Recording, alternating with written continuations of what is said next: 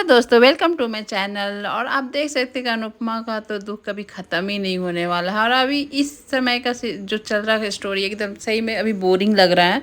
यहाँ अनुपमा अपनी छोटी को ढूंढने के लिए निकल रही है और सभी को बता रही है कि आप लोग मेरे पीछे अच्छे से ख्याल रखिएगा। अनुज को आप लोग मालूम है आप लोग रखेंगे, लेकिन आप लोग को मैं फिर भी बोलती हूँ ढूंढ के रखिएगा। यहाँ अंकुश भाई और बरखा भाभी मेरे से झूठ क्यों बोले अनुज और छोटी को लेकर के वो लोग अच्छे हैं और यहाँ अच्छे तो है नहीं, लेकिन आप लोग मेरे पीछे अनुज का ख्याल रखिएगा, वो रिक्वेस्ट कर रही है। और यहाँ पर सभी बोल रहे हैं कि तुम चिंता मत करो, यहाँ हम लोग आशा भवन और अनुज दोनों का ख्याल अच्छे से रखेंगे, तुम बस जाओ और छोटी को ढूंढ के लाओ।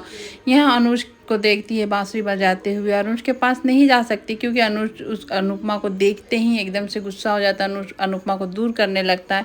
तो वही यहाँ पर अनुपमा बोलती है कि जाना तो साथ में था दोनों को कि छोटी को ढूंढेंगे, लेकिन ये कष्ट मैं ही करूँगी और मैं ही अकेली ही सब कुछ झेलूँगी और ढूंढूंगी, ये बोलकर वो निकलती है। तभी एक वहाँ के साधु आ जाते हैं जहाँ पर अनुज पहले रहते थे और वहाँ आकर अनुपमा से अनुज का सामान देते हैं। पर्स रहता है वो अनुज को देते हैं, अनुज वाला कि लीजिए, वो हम लोग आश्रम छोड़कर जा रहे हैं तो यहाँ कान्हा का जो सामान था वो आपको वापस करो। यहाँ देखती है कि अनुज अपने पर्स में छोटी और अनुपमा का फोटो रखा होता है। यहाँ अनुपमा वो देख कर रोने लगती है कि जब अनुज आपके दिल में आपके दिमाग में मैं हूँ तो मेरे को देख के इतना क्यों दूर जाते हैं। तब तक अनुज आता है और अपना पर्स को छीन लेता है और छीन कर बोलता है ये मेरी बेटी है, मेरी बेटी बोल के वहाँ से रोते रोते हट जाता है। वहाँ से अनुपमा देख कर एकदम वो पास भी नहीं जा पाती क्योंकि अनुज एकदम अनुपमा को देख के ही एकदम से ये होने लगता है। अनुपमा वो देख कर रोने लगती है, फिर वहाँ से निकल जाती है। यहाँ पर आज मीनू का सबसे बड़ा दिन है क्योंकि आज उसका पहला इंटर्नशिप है। वो डॉक्टर बन तो गई है, अब डॉक्टर का जो फॉर्मेलिटी होता है वो पूरा करना होता है। डॉक्टर एक जान को सेव करता है और उसके ऊपर कितना रिस्पॉन्सिबिलिटी होती है वो सोचकर यहाँ मीनू थोड़ा सा घबराती है कि मेरी वजह से किसी का जान ना जाए, चाहे कोई तकलीफ ना हो। तो यहाँ बा और किंजल उसको सपोर्ट करते हैं कि पहला दिन है तो थोड़ा घबराहट होती है, घबराहट से आदमी अच्छा ही करता है, तो तुम टेंशन मत लो, सब कुछ अच्छा होगा। यहाँ पर यहाँ अनुपमा आ जाती है ढूंढने के लिए अंकुश और बरखा को कि है कहाँ ये लोग, और उन लोग के बारे में छोटी के लिए ढूंढना है और सारे सवालों का जवाब वो लेना चाहती है।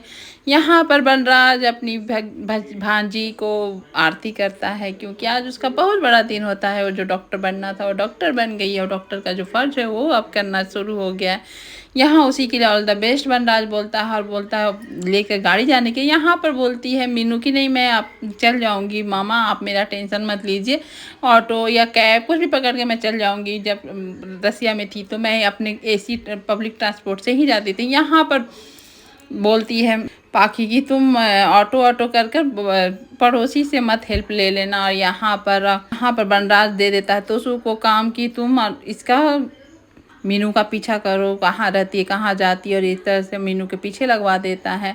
और यहाँ आपका आ जाती है अनुपमा, सारे लोगों से एड्रेस पूछती है, मिल नहीं रहा होता, बहुत टेंशन में आ जाती है कि है कहाँ एड्रेस, वो समझ नहीं पाती है।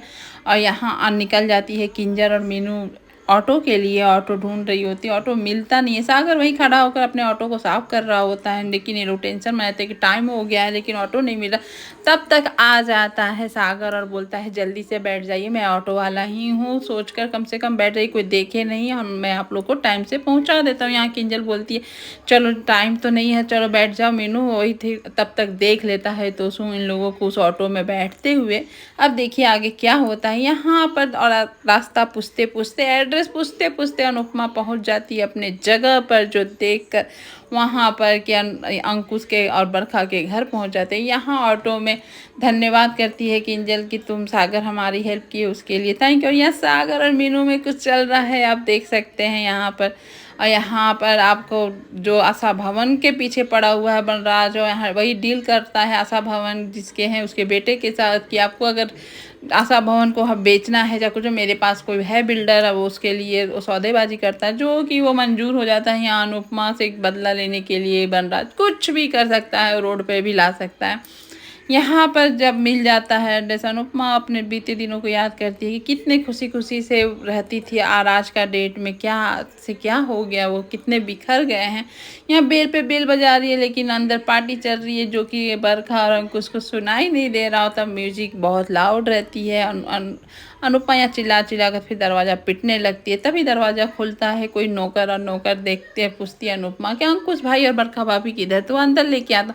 अंदर का माहौल देखकर अनुपमा एकदम से डर जाती है कि एकदम वहाँ पर पीना खाना पार्टी एकदम अपने नशे में सब चूर है, एकदम ऐसे चल रहा माहौल, उस घर का इस तरह का माहौल रहता। अनुपमा एकदम से अपने आप में सिमट जाती है और अंकुश और बरखा को देखकर जब आवाज़ देती है तो अंकुश और बरखा देखकर अनुपमा को उन लोग का सिट्टी पिट्टी सब गुम। अब पता चलेगा कि आखिर क्या हुआ था कि जो अंकुश और बरखा आज के इस तरह से अनुज का हालत किए हैं। और आज सारे सवाल का जवाब अनुपमा लेके रहेगी, लेकिन अंकुश और बरखा को देखने बनता था एकदम से। अनुपमा जब जय श्री कृष्ण बोलती है तो अब समझ में आ जाता है कि अब तो अनुपमा छोड़ने वाली नहीं है। देखते हैं आगे क्या होता है। Thank you for watching video and bye bye.